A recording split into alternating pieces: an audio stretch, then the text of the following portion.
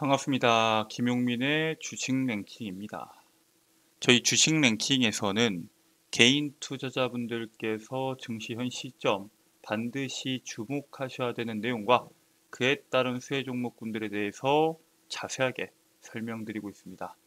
오늘 영상도 시청해 주셔서 정말 감사드리고요. 본격적으로 오늘의 영상 시청하시기 전에 영상 하단부에 있는 구독 버튼, 그 옆에 있는 좋아요 버튼 한 번씩만 누르고 영상 시청해 주시면 정말 감사드리겠습니다. 저희 김용민의 주식 랭킹 채널 시청하시는 모든 분들께 제가 직접 만든 리포트를 무료로 제공해 드리고 있습니다. 앞으로의 시장에서 주목받을 수 있는 핵심적인 내용들부터 그에 따른 수혜 종목군들까지 제가 직접 정리한 리포트고요. 투자하시기 전에 꼭 한 번씩 체크하신 다음에 투자하신다고 하면은 굉장한 도움이 될 수 있는 리포트인 만큼 꼭 다운로드 받으셔서 이용하시길 바라겠습니다. 자, 그럼 바로 오늘의 본 내용으로 넘어가서 오늘 여러분들께 말씀드릴 내용은 2차전지 기업에 대한 내용들입니다. 특히나 최근에 2차전지 기업들에 대한 반등이 강하게 나오다 보니까 어떤 기업을 주목해야 될지 고민하시는 투자자분들이 많습니다. 오늘은 10월 달에 강력한 상승 모멘텀이 나올 수 있는 기업에 대해서 말씀드릴 예정이고요. 본격적인 시세가 나오기 전에 여러분들께서 공략하셔야 되는 기업인 만큼 해당 기업이 어떤 기업인지 그리고 이 기업을 왜 주목해야 되는지에 대해서 자세하게 설명드리도록 하겠습니다. 자, 일단 지금 전기차에 대한 캐즘 내용들이 조금 많이 들어갔습니다. 과도한 낙폭이 나온 것도 있겠지만 사실 전기차로에 대한 전환은 멈출 수가 없습니다. 특히 이 시장 자체를 중국이 꽉 잡고 있다 보니까 유럽이랑 미국에서 전기차에 대해서 부정적인 내용들을 이야기해 왔고 실질적으로 전기차 시장의 둔화를 이끌었습니다. 하지만 전기차에 대한 전환은 필수적이고요. 특히나 이 분야에서 가장 선두는 유럽이죠.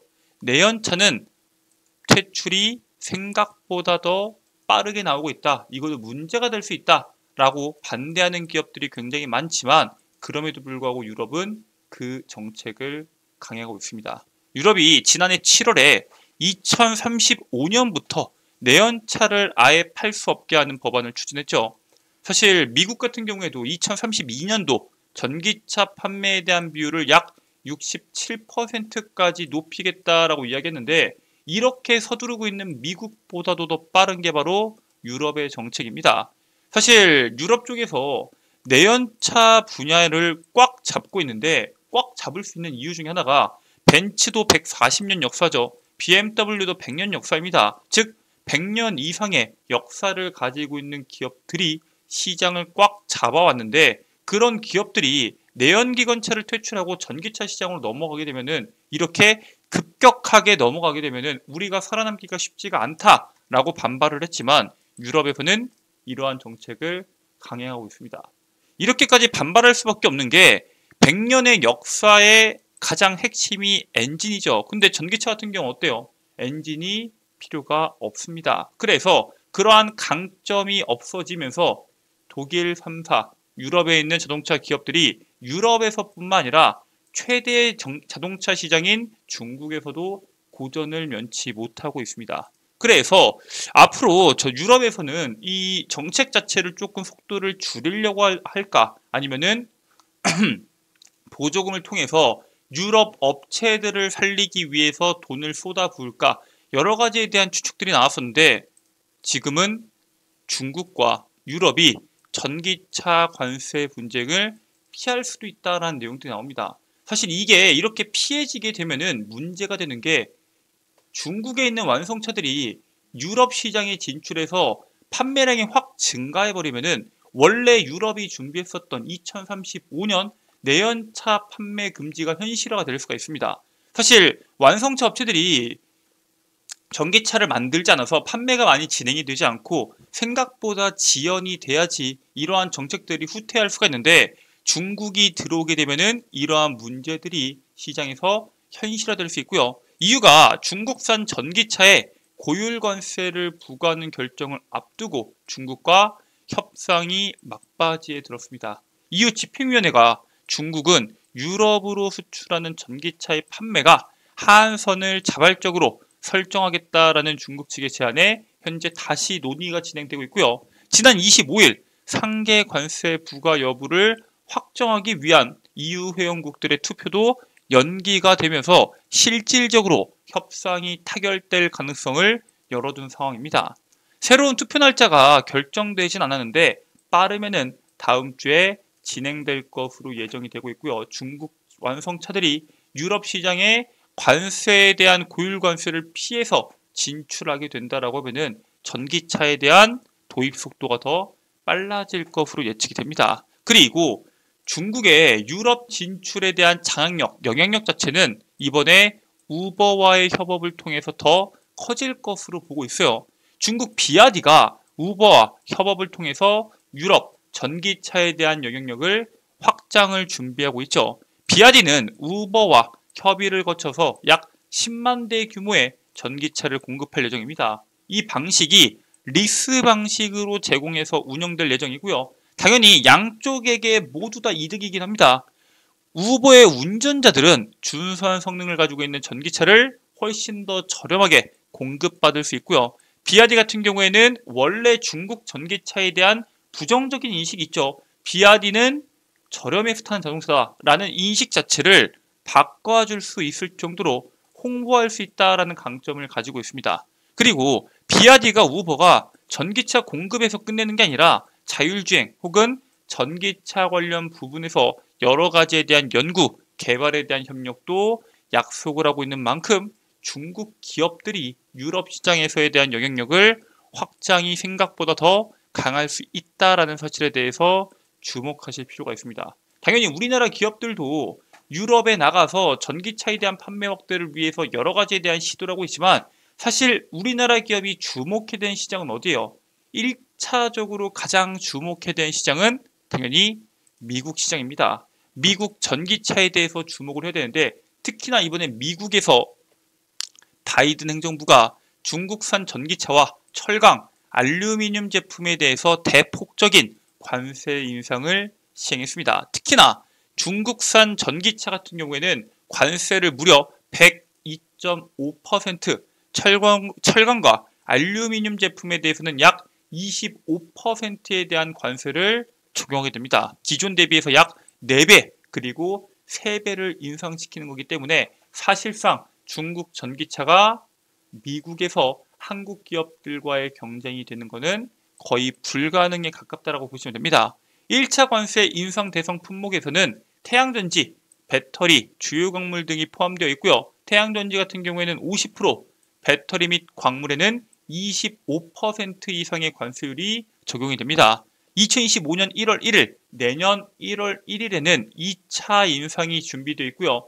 2026년도 1월 1일에는 3차 인상이 예정되어 있습니다. 즉 매년 연 단위로 계속적으로 관세율 자체가 인상이 될 거고 무역 대표부는 앞으로도 대상 품목을 더 추가할 예정이다라고 이야기합니다. 즉 지금 현재 관세에 대해서 피했다고 하더라도 사실 중국과 엮여 있는 관세는 추가될 수 있는 만큼 리스크가 완전히 해소되기는 어렵다는 겁니다. 국내에서 완성차 기업들은 뭐 하고 있나요? 지금 다시 한 번 더 전기차 생산에 집중하고 있습니다. 기아가 현대차 그룹 최초의 전기차 전용 공장인 광명 2보 플랜트를 구축하고 본격적으로 전기차 양산을 시작합니다. 올해 상반기 콤팩트 SUV 전기차인 EV3를 시작으로 2025년도 상반기 EV4를 생산하는 등 전기차 대중화 모델의 핵심 거점으로 기아 광명 2보 플랜트를 사용할 계획을 가지고 있고요. 현대차 그룹의 최초의 전기차 전용 공장이 이 기아 광명 2보 플랜트인데 향후 15만 대 규모의 연간 생산 능력을 갖춰서 전기차 핵심 생산 거점으로 활용될 것으로 보고 있습니다. 북미 시장을 시작으로 유럽까지 전기차에 대한 상용화가 빨라지니까 당연히 현대차 그룹도 생산 물량을 확보하기 위한 선택을 이번에 진행했다라고 보시면 될 것 같고요. 우리가 유럽 시장뿐만 아니라 미국 시장에 현대차 그룹이 뛰어들고 있지만 사실 우리나라 입장에서 가장 주목해야 되는 완성차 업체는 테슬라다라고 말씀을 드렸죠. 특히나 최근에 테슬라에 대한 움직임들이 굉장히 강력하게 나오고 있기 때문에 우리가 테슬라의 수혜를 받을 수 있는 종목군들을 한 번 더 주목해 볼 필요가 있습니다. 테슬라가 당장 다가오는 10월 2일 3분기에 대한 전기차 판매량을 발표할 것으로 예상하고 있고요. 3분기 전기차 판매량 자체가 중국 시장을 중심으로 현재 크게 늘어날 것으로 전망이 되고 있는데, 여기에 더해서 10월 10일 발표되는 로보택시 모멘텀에 테슬라가 강세를 보여오고 있습니다. 로보택시뿐만 아니라 테슬라가 이날에 중저가 신모델을 공개한 다음에 2025년도 하반기부터 출하를 계획하고 있는 만큼 앞으로의 시장에서 테슬라와 관련된 모멘텀들이 연말뿐만 아니라 내년 연초까지 이어질 것으로 보고 있습니다. 그리고 테슬라의 약점으로 평가받았던 게 모델 노후화 그리고 저가형 전기차의 부재였는데, 이 두 가지에 대한 악재들이 해소가 되면서 테슬라에 대한 판매량이 크게 늘어날 것으로 보고 있는데, 테슬라에 대한 악재인 저가형 전기차는 곧 있으면은 신모델이 공개될 것이다 라는 모멘텀으로 해소가 됐는데, 이 모델 노후화는 이번에 페이스 리프트를 통해서 해소를 준비하고 있습니다. 테슬라가 2025년도 중국 현지에서 SUV 6인승 모델 Y를 생산할 예정입니다. 테슬라 차량 중에서 가장 잘 팔리는 모델이 모델 3랑 모델 Y입니다. 근데 모델 3는 말할 것도 없고 모델 Y도 2020년도에 출시된 차량으로 굉장히 노후화된 모델입니다. 즉 2020년도에 산 사람도 그렇고 2024년도, 2025년도에 산 사람이 똑같은 모델, 똑같은 인터페이스, 똑같은 성능을 가진 전기차를 사게 되는 겁니다. 당연히 소비자 입장에서는 너무 옛날 자동차 같은 느낌이기 때문에 구매를 꺼릴 수밖에 없겠죠. 실제 지난해 모델 3 같은 경우에는 리뉴얼 버전을 출시함과 동시에 올해 상반기 모델 3 모델의 인도량이 전년 대비해서 약 6% 증가할 정도로 새로운 모델, 새로운 페이스 리프트 같은 경우에는 자동차 판매량에 굉장한 도움이 됩니다. 그동안 신형 모델 없이 프로모션 할인 등을 통해서 판매를 해왔는데, 이번에 모델 Y까지 페이스 리프트를 통해서 판매량이 꾸준하게 증가할 것으로 현재 시장이 바라보고 있습니다. 그래서 우리가 지금부터 주목해야 되는 것은 바로 테슬라의 판매량이 증가할 때 수혜를 받을 수 있는 기업입니다. 그 기업이 바로 대주전자재료입니다. 테슬라의 판매량이 늘어나는 상황 속에서 대주전자재료가 테슬라 전기차 배터리를 만드는 일본의 파나소닉에 실리콘 음극재를 공급이 임박을 했습니다. 기존에 테슬라 배터리 들어가는 2170 배터리에 파나소닉의 실리콘 음극재를 어디서 받았냐? 중국의 BTR로부터 받았습니다. 전량 공급을 받았는데 현재 미국에서 밀어붙이고 있는 정책이 뭐가 있어요? IRA죠. 특히나 중국을 배제하는 정책을 밀어붙이고 있기 때문에 일본의 파나소닉이 중국이 아닌 다른 국가, 다른 기업에서 새로운 대체 공급사를 물색하고 있었는데, 거기에 1등이 바로 대주전자재료입니다. 파나소닉과 실리콘 음극재 공급을 협의하고 있고요. 현재 막바지 논의가 진행 중인데 공장 실사 단계만 남은 상황이기 때문에 실질적으로 대주전자재료가 파나소닉에 실리콘 음극재를 납품할 가능성이 상당히 높다라고 보고 있습니다. 그리고 절차가 예정대로 진행이 된다면 다가오는 10월부터 본격적인 공급이 시작될 것으로 예상됩니다. 당연히 테슬라의 실리콘 음극재를 납품하는 대주전자재료에 대한 주가 상승 랠리도 10월 달부터 본격적으로 이어질 것으로 보고 있는데, 우리가 지금 그래서 대주전자재료를 주목하셔야 됩니다. 자, 2차전지 소재 사업을 본격화하고 실리콘 음극재에 대한 생산을 확대하고 있는 만큼 실적 성장이 눈에 띌 수 있는 기업입니다. 주요 배터리사 3곳 이상을 고객사로 확보하고 있는데, 매출 비중이 현재 이 실리콘 음극재에 대한 매출 비중이 작년 기준에서 15%였습니다. 올해 30%까지 올라갔고요. 내년에는 50% 이상을 차지할 것으로 보고 있습니다. 테슬라에 대한 판매량이 늘어난다는 것은 대주전자 재료에 대한 실적 성장이 나올 수 있다는 거기 때문에 반드시 주목해야 되고요.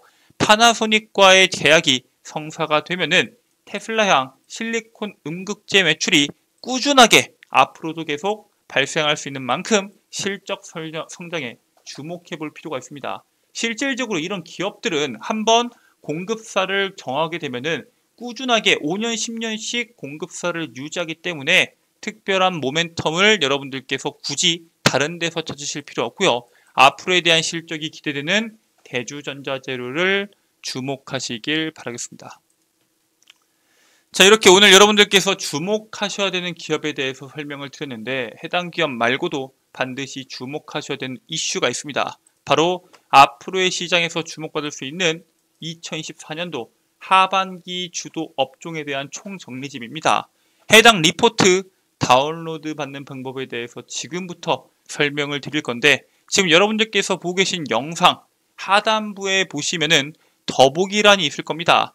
더보기란을 클릭하게 되시면은 김용민 대표의 장중 텔레그램 링크가 있을 겁니다.